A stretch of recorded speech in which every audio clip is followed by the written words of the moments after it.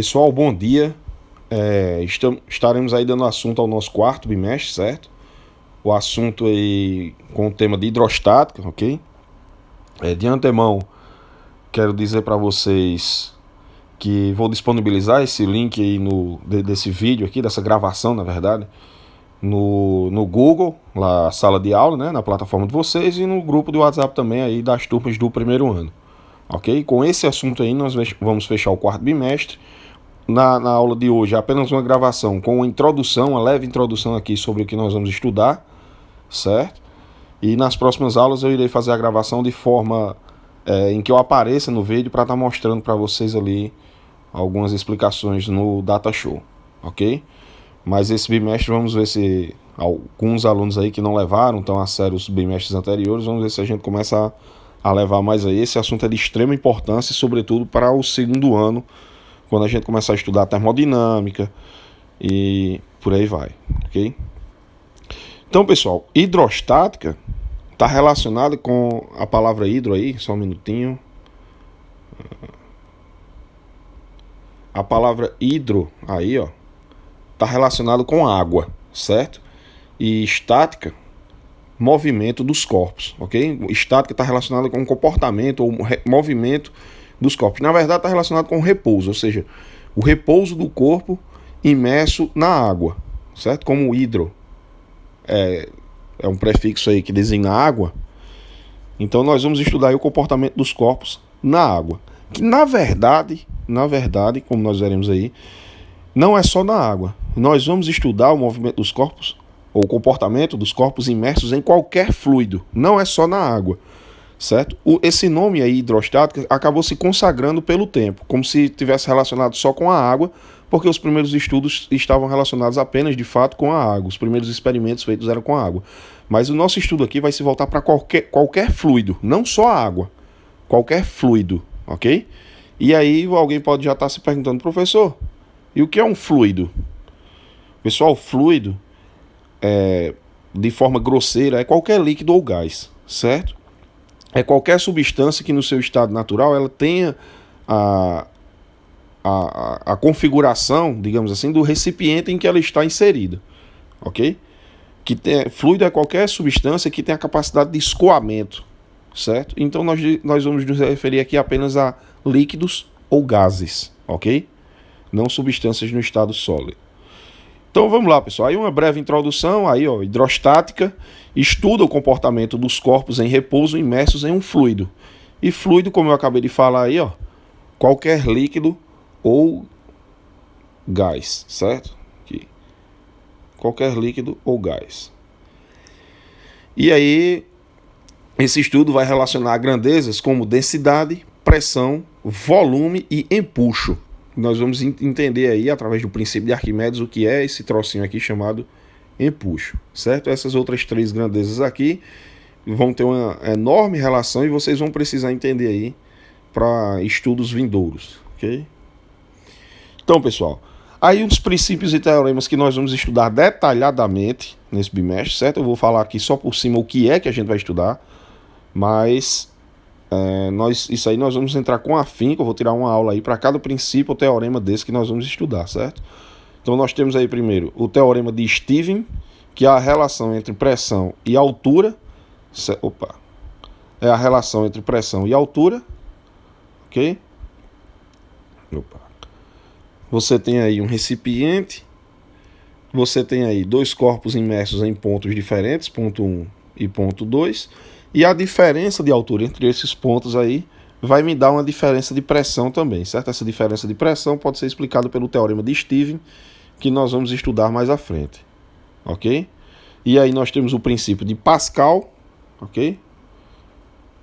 É Pascal mesmo, cuidado para não chamar Pascual, ok? Vai estudar aí a relação entre a pressão e a área de um corpo. Nessa figurinha aqui, especifica mais ou menos, vocês podem ver aí um êmbolo. Vocês podem ver aí um êmbolo aqui e outro aqui de áreas diferentes. Então, a força exercida em uma área dessa vai se distribuir, a pressão, na verdade, vai se distribuir integralmente por todo o fluido. Então a força que vai chegar nessa segunda área aí vai ser diferente. Nós também vamos estudar isso aí e as aplicações disso no nosso dia a dia, certo? Elevadores hidráulicos, por exemplo, é a base, toda a base vem desse princípio aí, do princípio de Pascal. Okay? E o princípio de Arquimedes, que é o empuxo, nós vamos ver aí que todo o corpo imerso em um fluido, ele recebe uma força contrária exercida por esse próprio fluido, certo? Contrária ao peso exercido por esse próprio fluido. E isso explica, por exemplo, porque os corpos parecem ser mais leves quando estão imersos em um fluido, ok? Para isso, pessoal, a gente vai ter aí que entender essas duas grandezas, certo? Então, o nosso principal tema da aula de hoje são esses dois conceitos aqui que nós vamos ver agora. O primeiro de pressão e o segundo de densidade, ok? Pessoal, pressão é uma força exercida sobre uma área, certo? Então você tem aí uma relação entre força e área, ok? E essa relação aí de pressão, força e área, a pressão é diretamente proporcional à força e inversamente proporcional à área. O que isso quer dizer? Quanto maior for a força aplicada em uma área, maior é a pressão, ok? E quanto menor for a área, maior também vai ser a pressão. Então a pressão ela é maior quanto maior for a força e quanto menor for a área, ok? Isso pode explicar várias coisas aí pra gente. Olha só, por exemplo, se você ficar em pé sobre o seu colchão, qual é o seu colchão que você dorme aí na cama, você vai ver que ele afunda mais do que quando você fica deitado, certo? Isso é óbvio. Mas aí você pode pensar, peraí, professor, mas a minha massa, o meu peso não muda. Tanto faz eu deitado como em pé, o meu peso é o mesmo. Beleza, mas a área de contato, quando você está em pé, é menor do que a área de contato quando você está deitado. Concorda comigo? Então, se a área é menor, a pressão vai ser maior. Por isso que o colchão afunda mais quando você está em pé, ok? Vamos pegar outros exemplos aqui. Por exemplo, por que é que alguns caras aí que andam de bugre, por exemplo, nas praias, nas dunas, eles secam o pneu do carro, dão uma secada no pneu antes de ir passar ali nas areias. Para que isso, pessoal? Porque quando ele dá uma secada no pneu, ele está aumentando a área de contato. Ele está aumentando a área de contato do pneu com a areia. Logo, se ele aumenta a área de contato, ele diminui a pressão. Lembrem-se, pressão é inversamente proporcional à área. Quanto maior for um, menor é o outro. Então, se eu estou aumentando a área de contato, quando eu seco ali os pneus, eu estou diminuindo a pressão, certo? Entende? Então, se eu diminuo a pressão, o carro não vai atolar tão fácil assim como ele atolaria se eu estivesse com os pneus mais cheios, certo? Quer ver uma coisa? Tenta andar de bicicleta na areia, você vai ver que é muito difícil, porque o pneu, a área de contato do pneu da bicicleta, como o pneu é fininho, a área de contato do pneu é muito pequena. Então é claro que a bicicleta vai atolar mais, vai afundar mais, certo? Outra coisa, uma experiência simples aí que você pode fazer, é mais fácil você estourar um balão de aniversário. É mais fácil você estourar com um martelo ou com um prego. Dá para perceber que com prego é muito mais fácil, né, pessoal? Embora a força que você aplique seja a mesma, mas a área de contato da pontinha, da cabecinha ali, da pontinha do prego, é muitíssimo menor do que a área de contato do martelo, ok? Então, se a área de contato é menor, a pressão vai ser o quê? Maior, ok? Onde a gente pode mais ver isso? Quando você vai, por exemplo, tomar uma injeção, certo? A agulha, quanto mais fina for, quanto mais fininha for a agulha, menos dor você vai sentir. Porque a área de contato vai ser menor. Como a área de contato é menor, maior será a pressão exercida. Ok? Onde nós mais podemos ver isso? Pessoal, não sei se vocês já viram aí em documentários ou até em desenhos animados, um sujeito sentado em cima de um monte, de uma cama de pregos, cheia de pregos, certo? E aí você pensa, por que ele não sente dor? Gente, ele não sente dor justamente porque são muitos pregos espalhados, certo? Então, como são muitos pregos, a área de contato é muito grande. Então, a pressão é pequena. Agora, manda esse carinha aí sentar em cima só de um prego. Duvido, pessoal. Isso é óbvio, porque um prego só, a área de contato é menor. Quanto menor for a área de contato, maior vai ser a pressão, ok? Então essa relação aí é de extrema importância. Nós vamos ver aí que pressão é força sobre área, como está descrito aí na fórmula. Pressão, força sobre área. E aí, pessoal, tem até uma figurinha aí, ó. O sujeito em cima da areia movediça em pé. Ó, o cara tá aí em pé. E o outro tá lá deitado. Um tá afundando. Tá aí a explicação dele. Um tá afundando, ó. Aqui. Este afunda. Opa. Este afunda. E este aqui não. Certo? Isso porque o sujeito deitado, ele tá aumentando a sua área de contato com a areia movediça. Certo? Então, se a área de contato é maior, a pressão é menor. Ok? Então, ele não vai afundar tão fácil quanto o sujeito que está em pé, certo? E aí, pessoal, vamos diminuir aqui. Opa, a unidade de pressão é o... Opa, a figurinha ficou no meio, eu não vi isso, pessoal. Mas a unidade de pressão aí, eu vou colocar aqui embaixo. A unidade de pressão é o Pascal, certo? Pascal. Você, quando acha aí o valor da pressão, força sobre dividido a força por área, você tem aí força é dada em Newton, área dada em metro quadrado, Newton por metro quadrado. Essa unidade no sistema internacional passou a ser chamada de Pascal, certo? Você representa apenas pela letra P e o Azinho aí minúsculo. Pascal, certo? Então a pressão é dada em Pascal, embora eventualmente ela possa ser dada também em ATM, principalmente quando a gente está falando aí na pressão atmosférica. Nós vamos estudar isso com mais afinco lá no segundo ano, na termodinâmica. A gente vai ver a influência aí da pressão atmosférica sobre muita coisa nas nossas vidas, no nosso cotidiano, certo? Até para cozinhar, a pressão atmosférica faz diferença na culinária, na hora de cozinhar um alimento, certo? Nós vamos ver isso aí. A pressão também pode ser dada em ATM, ok? Quando se relaciona aí com a pressão atmosférica. Mas no sistema internacional, a unidade de pressão é o Pascal, ok? Opa. E aí, pessoal, outra grandeza que nós vamos ter que estudar aí, só para nosso encerramento aí da nossa aula rapidinho. Eu vou deixar algumas questões depois aí durante a semana para vocês responderem sobre pressão e densidade, ok? Já para a gente começar até fazer essa introdução aí na hidrostática e entender os teoremas que vão vir mais para frente, certo? Os teoremas e os princípios que eu citei mais na frente, ok? Ainda vem um teorema de Bernoulli que eu não coloquei ali, mas são coisinhas aí que nós vamos ter que estudar. Pessoal, a densidade é a razão entre a massa do corpo e o seu próprio volume. Outra coisa fácil de se observar e que tem tudo a ver também com a pressão, certo, pessoal? Imagina um experimento bem simples aí, ó. Não precisa nem você fazer isso, basta imaginar. Pega uma lata de refrigerante seca, vazia, e joga ela dentro de um balde com água, certo? Você vai ver que no balde com água, essa lata vazia que você jogou, ela não vai afundar. Ela vai ficar flutuando, certo?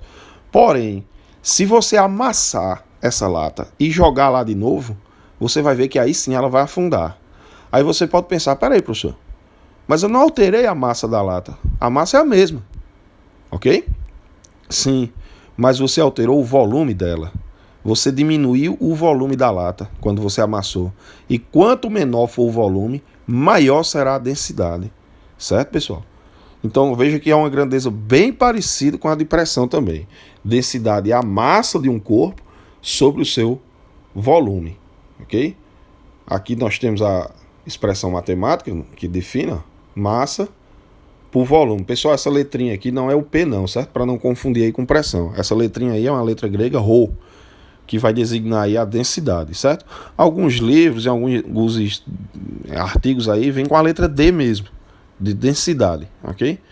Mas alguns outros aí vêm com a letrinha grega ρ. O que importa é que você saiba o que significa. Densidade é a massa dividido pelo volume, ok? E aí eu deixo bem claro, ó, quanto maior a massa, maior a densidade. E na última linha aí, quanto maior o volume, menor a densidade. Ou seja, a densidade é diretamente proporcional à massa, mas é inversamente proporcional ao volume, certo? Quanto maior o volume, menor a densidade. É um conceito extremamente parecido com o conceito de pressão, certo, pessoal? Ok? Então, essas duas grandezas aí têm total relação e nós vamos ter que entender elas direitinho, o que é a massa, o que é a pressão, perdão, e o que é a densidade para os nossos próximos estudos, ok? Densidade é dada em quilograma por metro cúbico, certo? É a unidade de densidade. E aí um experimento no final aí, ó. Aí com um copo aí, uma bola sendo colocada dentro de um copo com água com sal,